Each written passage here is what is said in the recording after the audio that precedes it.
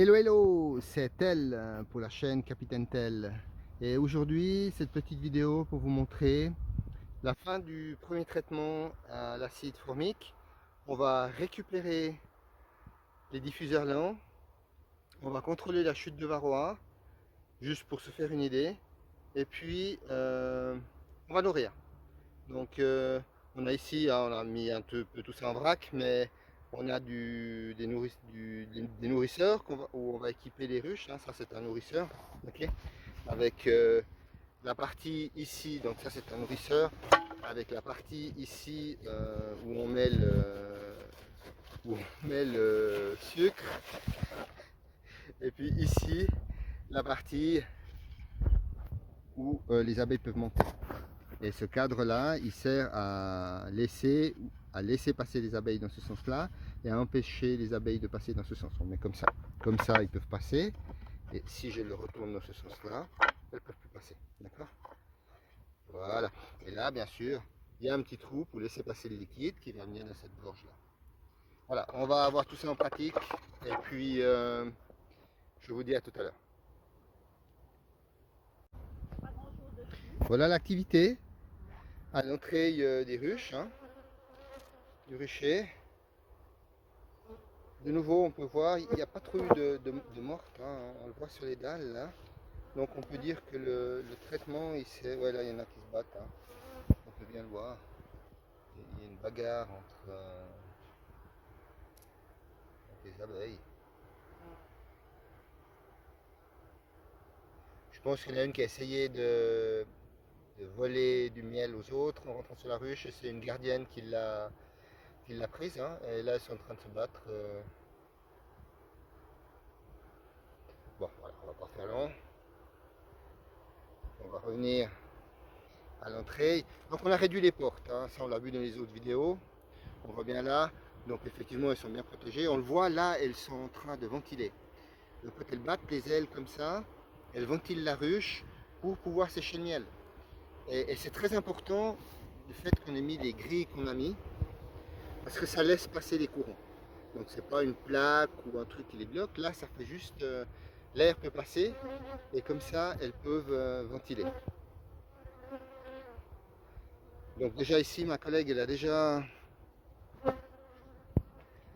déjà enlevé la plaque. Donc on peut voir, il y a quelques varrois, hein. Je ne sais pas si ça fait bien le zoom. Voilà. Il y a quelques varrois, on le voit, qui sont tombés suite au premier traitement. Mais c'est pas aujourd'hui que c'est important. Aujourd'hui, c'est important de voir qu'il y en a qui sont tombés, donc ça veut dire que le traitement a été efficace. Mais ça sera lors du deuxième traitement où effectivement, avec l'acide formique, on va devoir avoir des chutes qui sont moins de 2 par jour, hein. Donc on va laisser la feuille blanche induite de graisse. On montrera après comment on va mettre de la graisse dans cette feuille blanche.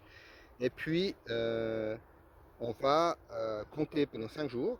Après on va compter les varrois. Et on ne devra pas en avoir plus que 2 par jour. Okay, donc voilà.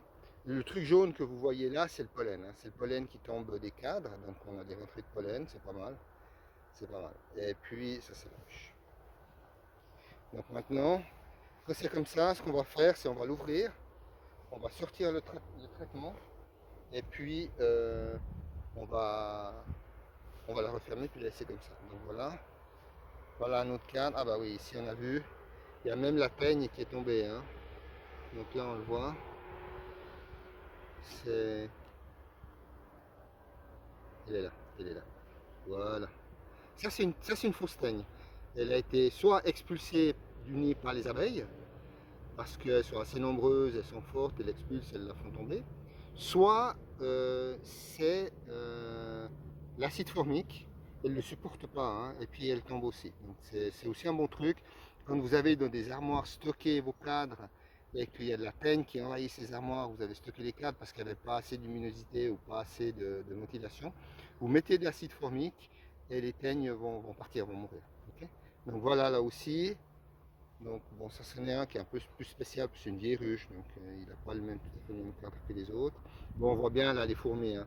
Donc les fourmis, ce qu'elles font, c'est qu'elles cherchent des varrois, donc c'est pour ça qu'on met de la graisse. Là, on n'en a pas mis sur celui-là, mais il y a les fourmis qui viennent et qui volent les varrois morts, hein. Donc c'est pour ça que c'est important de mettre de la graisse. Voilà, encore un autre cadre. Donc on voit qu'il y a des belles activités dans les ruches. Ça c'est une semaine, ça c'est l'activité d'une semaine. Donc ça bosse dur, c'est parfait. Voilà, on va se retrouver tout à l'heure. Bon, voilà. Ici, je vous montre une feuille propre.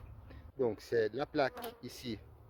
Ça c'est la plaque en acier, en ferraille. Dessus, on a mis une feuille blanche, préférence en plastique hein, pour qu'elle tienne. On met de la graisse dessous pour que ça fasse ventouse et que ça colle et pas qu'elle parte.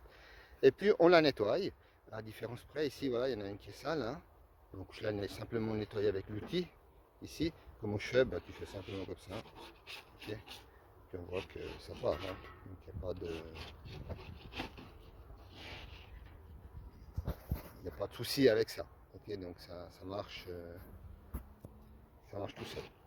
Et puis une fois que c'est comme ça, on va mettre de la graisse. Et puis je vais vous montrer comment on fait. Okay, donc je vais venir chercher de la graisse. Ah ben voilà, il y a ma collègue qui est en train de le faire, donc on va regarder. Donc est-ce que tu peux mettre de la graisse? Donc voilà, pour nous, c'est de la graisse ici, c'est de la graisse à traire. Alors je ne sais pas dans les autres pays européens ou francophones comment ça s'appelle. En Suisse, c'est de la graisse à traire, hein. C'est ce qu'utilisent les paysans, enfin, utilisaient les paysans pour traire les vaches. Maintenant, c'est resté comme ça. Et puis, on enduit simplement avec un chiffon. Donc, on voit comme ça, hein. On enduit simplement avec un chiffon la plaque. Comme ça, elle va rester collante et les fourmis ne vont pas pouvoir nous piquer les varrois, elles ne vont pas rentrer dedans. Et comme ça, on aura les comptes exacts. Alors pourquoi on fait ça maintenant alors qu'on est entre deux traitements, hein, donc je l'ai dit, là on est en train d'enlever les diffuseurs du premier traitement, on va les laisser pendant 3 à 4 semaines, je dirais préférence 3, en les nourrissant entre deux, puis après on va faire le deuxième traitement. Mais on prépare déjà tout, c'est toujours intéressant de savoir les chutes de varroa qu'il y a entre deux traitements, histoire de faire un focus sur une des ruches qui sera un peu plus contaminée. Voilà, je vous prends tout à l'heure pour enlever les diffuseurs là. Voilà, donc maintenant on a tout nettoyé les plaques. On va commencer par enlever le traitement, retourner le nourrisseur pour qu'il soit prêt à accueillir le sirop. On enlève le couvre-cadre.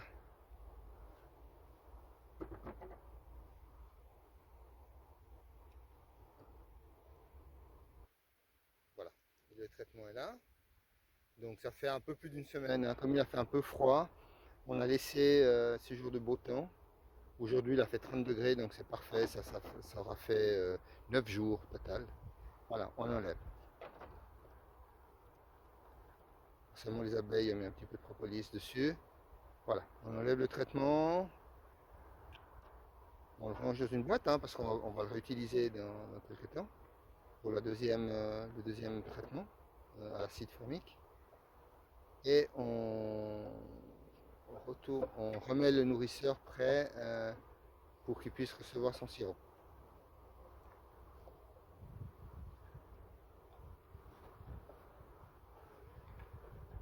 Voilà, ok. Il est prêt. On va laisser comme ça et on va les nourrir. Je dirais on va pas commencer maintenant à nourrir, on va d'abord faire toutes les ruches comme ça. On va les préparer. Voilà. On va les préparer et puis après on fera très vite une après l'autre pour éviter l'odeur de sucre qui va exciter les abeilles. On est aussi en soirée, hein, donc du coup elles vont être un peu moins excitées et puis il y aura moins de risque de pillage. Voilà, on se retrouve tout à l'heure. Voilà. Et ben maintenant, comme j'ai dit, on va juste les nourrir, hein. Donc avec du sirop.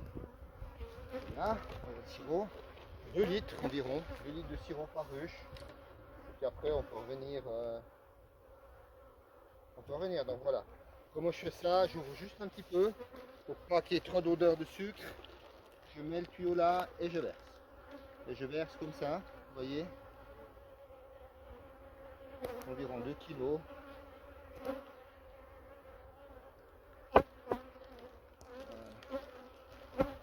Je contrôle. Ouais, c'est tout bon. Ça, je vais juste mettre ça comme ça. Éviter qu'il y ait des gouttes qui tombent. Et voilà. Et c'est fait. Après,